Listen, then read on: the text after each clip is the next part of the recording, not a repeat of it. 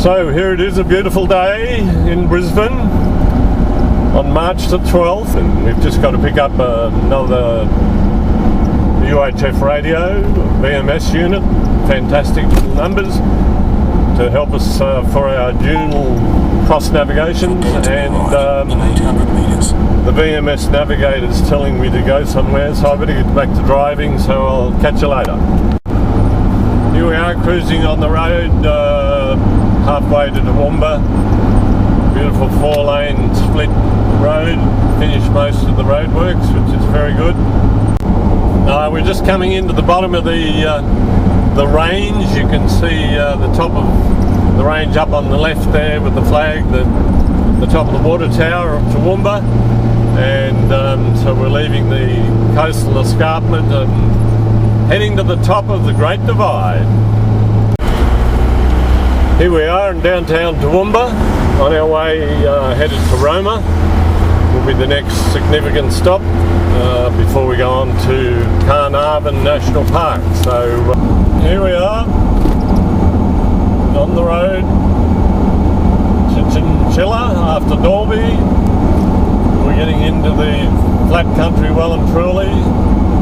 This is grassland, savanna land type communities, and very important for grain harvesting, one of the wheat bowls of Australia. Well, this is good morning, and we're now heading off from the campsite that we had at the Warra free camping site, and we go under the railway line and heading for Injune and Carnarvon National Park. This is the little regional centre of Miles. It's got some fantastic little historic village, and as you can see is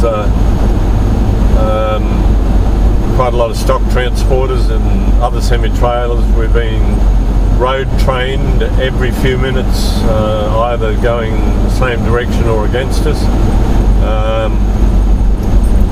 and it's intriguing to see just what the traffic is on these roads, and the mining boom's obviously having a massive effect, but the grazing industry is still healthy, and so yes, this is the little town of Miles, and don't know why it's called Miles, probably after a bloke called Miles, or it's miles from everywhere, or kilometres these days, to Roma.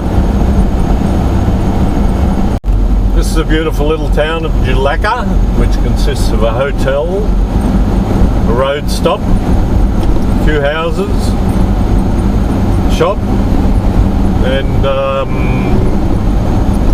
couple of servos, the Pioneers Memorial Hall on the left. Yulbar Creek coming into the enormous city of Yulbar, Witry, and we've got greenlands all around us, but the VMS navigator tells me that we're in the middle of oil and gas wells fields.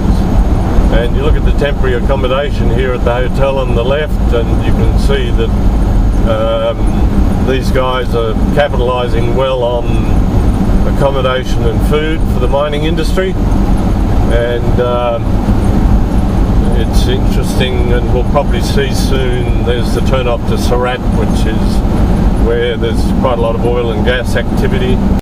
Okay folks, we're just heading our way into Roma now, only 2 kilometres away after we cross the dear old Bungle Creek, and beautiful river gums there, and we start coming into the side, the external aspects of Roma, which is quite a reasonably sized country town, and has a superb interpretive facility for a mining gas rig, and the various other tourism facilities here are very good in terms of accommodation and so on, if you can get in, because of the mining industry use of the place. One of the beautiful things about Roma is the way in which they've used these bottle trees which are typical of this part of Australia. It's lining the streets, and the fuel prices hurt a bit here, but I guess we should expect that.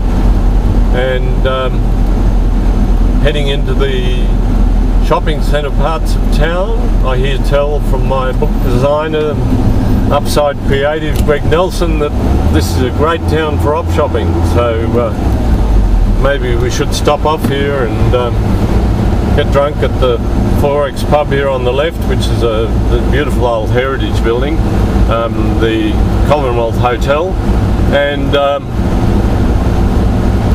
enjoy ourselves. So this is Roma.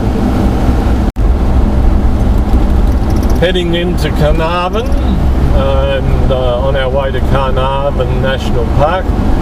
It's a very pleasant little town, fairly well equipped with a few motels and a couple of hotels. And this is in June, of course, not Carnarvon, and the very good information centre on the left,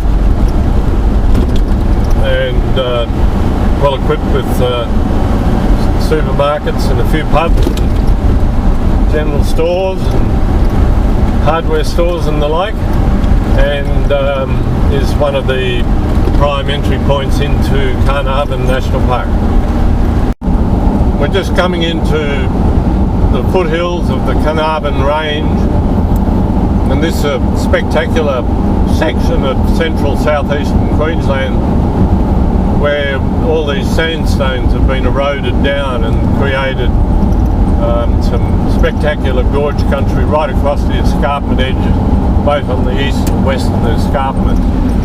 Carnarvon National Park, with its gorges, chasms and so on, is a prime example of that, and we'll have a look at that in a few minutes. This is some of the stunning sandstone scenery that we see as we enter the Carnarvon Ranges more, and this spectacular rock shapes that we see all around us, and the road cuts through one of these gorges as we drop off the escarpment. We just crossed the Great Dividing Range and going down the eastern side of it now, and we'll then cross it and come back over it again later. The Carnarvon general scenery, these amazing rock formations, the remnants of the old sedimentary plateau that was here and now been washed out to help form Queensland's sandy coast. This is central Queensland, and coming into the Carnarvon National Park region. You can see the plateau of the sandstone. This is one of the streams flowing out of Carnarvon National Park, and as you can see, there's been quite a lot of water here over the last few months, years, probably the last 3 years. There's been a lot of rain in this part of Queensland.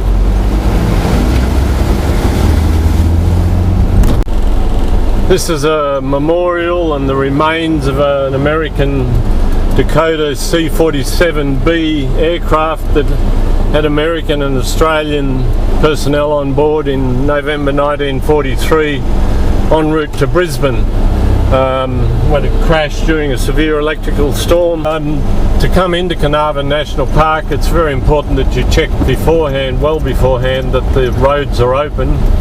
As you can see, these crossings are quite dangerous when the water gets a bit deep, and also as you can see, the washout over here on the other side. You need to have your wits about you as to how to drive it properly, because they are very picturesque and beautiful spots. We're just heading into Takaraka Bush Resort. So interesting. Oh, and another good water crossing. So again, obviously one needs to be checking the water levels, and we've got a white faced heron there sitting on the left hand side.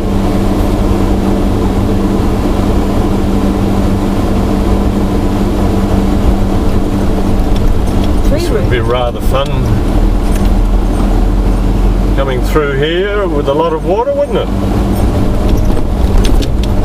Make one think one needs a snorkel. Very picturesque little road into reception. This is the Balloon Cave Aboriginal painting site. And the walk in, 500 metres through beautiful eucalypt forests. In addition to these superb cycads, we've got the Carnarvon fan palms. Beautiful trickling little streams and amazing big rounded rock formations. This is the Balloon Cave painting site, and what's interesting is the size of the hands that are occurring in the paintings. They all appear to be quite small, and there's a stone axe high in that piece there, but these are obviously children's hands. And in the bottom right you can see a curving piece, which is the indication for a diving bird or something like that. So my guess is that the kids were allowed this far up the gorge, and the adults would go up further to the initiates or whatever would go further up to the gorge to the sites that we'll see later. So typical of many of these painting sites on the east coast as well as on the west coast is this continuation of a overhang rock face that heads down into the valley below, and